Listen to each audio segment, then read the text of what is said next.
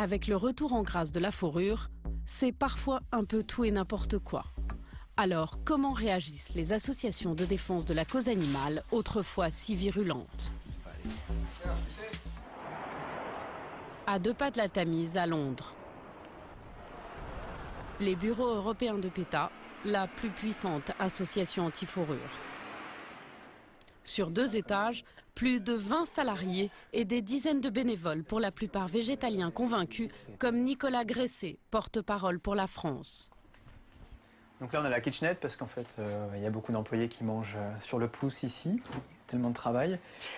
Donc on y trouve des choses diverses et variées, comme par exemple une boisson soja en fait en remplacement du lait, des yaourts aussi à base de filtrat de soja comme ça. Tout ça bien sûr exclusivement végétarien. Il n'est pas permis au sein des bureaux de PETA de ne pas se conformer à ce que l'on prône, à un traitement éthique des animaux. Donc bien sûr, les chaussures ne sont pas en cuir, les manteaux ne sont ni en laine, a fortiori pas en fourrure. Chaque année, l'association récolte 40 millions de dollars de dons à travers le monde. Son mode d'action, des campagnes médiatiques et un merchandising à tout va. Donc ça en fait c'est le genre de tract qu'on réalise, pas d'excuse pour porter de la fourrure.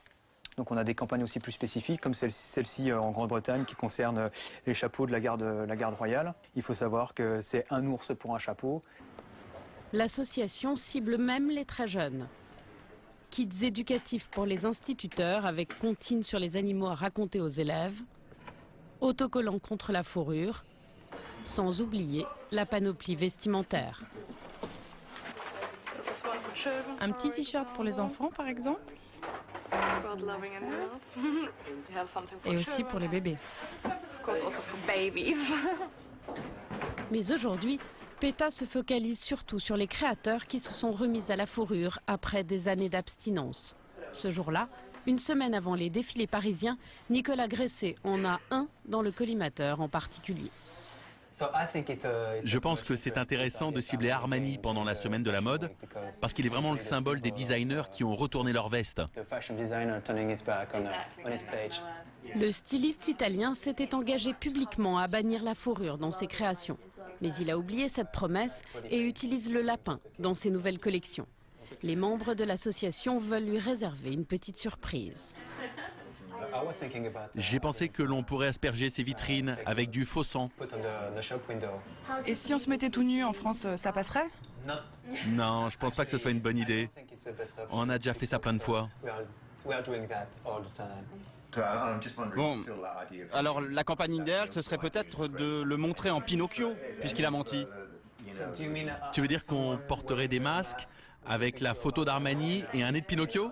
Oui. Paris, quelques jours plus tard. Ce soir-là, au Trocadéro, Giorgio Armani présente sa nouvelle collection. Et tous les invités sont en fourrure.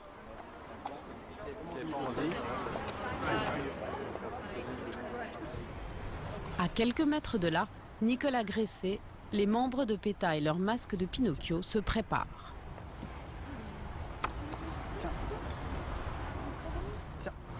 Ok Armani, let's go. Au courant de l'action, un policier en civil tente de les dissuader de manifester. Oui, on se déplace juste de l'autre côté, monsieur. J'en assumerai les conséquences, monsieur, d'accord? On va juste de l'autre côté, monsieur. Liberté En de vain. circulation. D'accord, liberté de circulation. Ouais. Armani, for shame! Armani, for shame! Armani, for shame! Armani, for shame! Sur l'ordinateur de Nicolas, des images de lapins en cage. For shame! Armani, for shame! Armani, for shame! Armani, Les activistes suscitent l'intérêt des photographes. for shame! Armani, Mais du côté des invités, on prend la défense du créateur. Je ne sais pas quoi vous dire, ce n'est pas lui qui tue les animaux. for shame! Armani, for shame! Certaines invitées ne voient même pas où est le problème. Shame on Armani for lying and using fur! Still! Vous avez vu, il y avait une action de PETA contre Giorgio Armani à cause de la fourrure. Qu'est-ce que vous en pensez? Vous portez de la fourrure? Oui. Ça vous gêne pas? Non.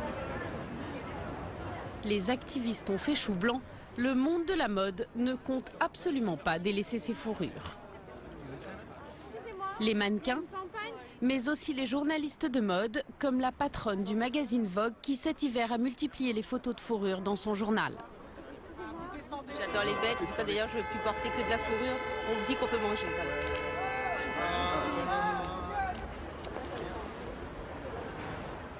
Mr. Armani? Can you come 2 minutes, please? What do you think about PETA's campaign? Qu'est-ce que vous pensez de la campagne de PETA contre vous? Il ne faut pas maintenant parler de ça. Merci. Bien loin des préoccupations des militants de la cause animale, Giorgio Armani repart tel une star. Tant que la fourrure rapporte, le styliste a sans doute tout intérêt à continuer à en proposer dans ses collections. Malgré des happenings parfois spectaculaires, le combat de PETA ne trouve plus vraiment d'écho. Alors pour se faire entendre, de petites associations anti-fourrure passent à des actions bien plus violentes. Comme ALF, Animal Liberation Front, qui après avoir multiplié les interventions dans les pays anglo-saxons, commence à s'en prendre à la France. Libération d'animaux ou mise à sac des élevages. Sur le site internet de l'association, la liste des opérations commando est actualisée quotidiennement. Et parfois, cela va très loin. À Bordeaux, il y a un peu plus d'1 an, Michel Gramat et sa famille en ont fait les frais. Son tort, exercer la profession de fourreur. C'est là qu'ils ont tagué entièrement les murs de la façade. En pleine nuit, un commando d'ALF recouvre sa maison d'inscription calomnieuse. Pire, le groupe met le feu à la porte du garage pendant son sommeil. Heureusement, alertés par l'incendie, des passants appellent les pompiers. Sans eux, Michel Gramat et sa famille auraient pu y laisser la vie. C'est des méthodes fascistes, des années 30. C'est les mêmes méthodes. On met le feu chez les gens, hein, les cagoules. Quand ils disent assassin tueur d'animaux, qu'est-ce que vous avez à leur répondre? Moi, je suis assassin? De quoi? Je ne me vais pas avec le fusil sur l'épaule attraper, chasser en Afrique les animaux. Hein. À aucun moment. Moi, j'ai des pots de cuir qui sont tannés. Il y en a qui n'ont pas de poils pour faire des vêtements de cuir, et il y en a qui ont du poil. Je vois à aucun moment, j'ai pas de sang. Vous avez traité d'assassin le boucher? Depuis, une enquête a été ouverte pour identifier les coupables, sans succès. Mais Michel Gramat n'a pas de haine. Ceux qui ont commis cet acte, je pense qu'ils regrettent. Je pense qu'ils ne savaient pas exactement les conséquences de leur acte. Par contre, j'en veux aux commanditaires. Je dis commanditaires, c'est-à-dire les gens qui les manipulent. Par quoi? Par des images, par des discours. Et eux sont manipulés parce que souvent ce sont des jeunes. Plus d'1 an après les faits, sur son site, ALF continue de le menacer. Ses coordonnées sont mentionnées pour encourager les internautes à le contacter. On peut même y lire « Gramat, on ne t'a pas oublié ». Les collections de l'hiver 2010 seront présentées la semaine prochaine à Paris. Il y aura encore beaucoup de fourrure sur les podiums. Entre les pros et les antis, la hache de guerre est loin d'être enterrée.